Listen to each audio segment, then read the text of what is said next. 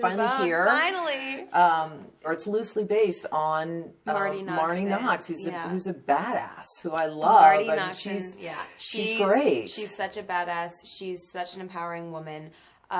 She's the writer and the director of this project, and it is loosely based on her experiences. And it also is based loosely on my experiences with eating disorders in my past. And as a teenager, I suffered through them. And when I wrote my book last year, I wrote my chapter on eating disorders a week before I got this script. And it really was, to me, the universe saying, this is something you still either need to address for yourself. This is something that you need to bring to more people. It's a conversation that you need to help start among young people, males and females, because it's becoming more and more prevalent with both now. And it's just such a taboo topic that I think people avoid because they feel uncomfortable talking about it. But the second that we do, anyone who knows someone or is going through it themselves feels less alone. And it's a beautiful result to have a film hopefully give. I know that when I started speaking to Marty in that first meeting, I was like, oh my God, we're like soul sisters. You get me. And it's got comedic light moments in there. If you know Marty's work, she has that very sassy, snarky tone at the same time, but it's never gratuitous humor. And I related to it right away, but I also kind of retracted because I thought, well, this is 10 years on for me, and why would I want to put myself back in that situation? And I know my mom was nervous about it as well. And I read the script, and right away, though, I was just in awe. I thought, this is actually the story that I want to tell, because it's not just a story about anorexia. It's so much more. And I felt like my journey and my experiences could benefit with Ellen's, and vice versa. I could learn a lot from playing her. And I knew that with Marty involved, this was someone that could help me, in a way, face a fear again. And so she never, ever gave me a target number. There was never a weight that they wanted me to lose. I personally, knowing what it had been like to go through, in order to do due diligence to the character, wanted to get back into that mindset in as healthy a way as possible. We did it with a nutritionist to lose the weight. I met with the UCLA head of the eating disorder clinic.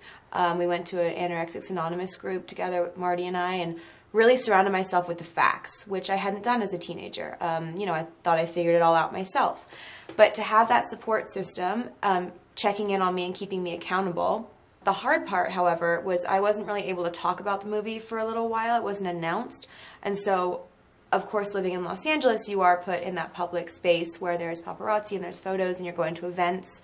And so all people kept seeing were these pictures of me progressively losing weight, and sometimes they were quite scary photos. And all I wanted to do was reach out and be able to say to these young girls that follow me on social media, A, it's for a role, B, it's being done in the most healthy way possible, and C, this is something that is a real issue. It's something that I went through and I have a deep connection to. And it wasn't for fashion's sake. It wasn't for vanity's sake. And that was really hard. But finally, when we did announce it and I could finally express what the point was, I still didn't reveal my connections with it because I knew that I didn't want it to be about me. Right. It was about the movie.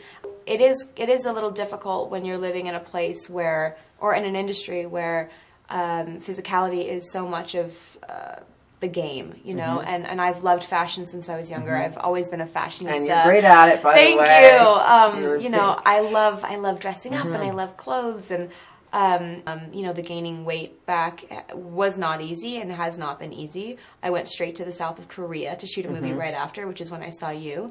And it was just, coming out of that mental experience of this movie again, and 10 years later from when I had suffered it, really being like, you're outside of it. We're going to move forward. And I had friends and family that were going to hold me accountable. I'd written about it. I knew I was going to be talking about it. So I was like, you have no excuse. Come on, let's move forward. Let's move on.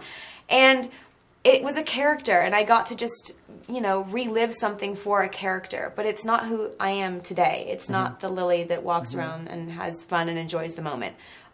Yes, there used to be this fear of being what I considered overweight. Now my fear is not living in the moment. And so many of those moments come from having meals with friends and just not worrying about those things. And it's taught me a lot. And it was not an easy process.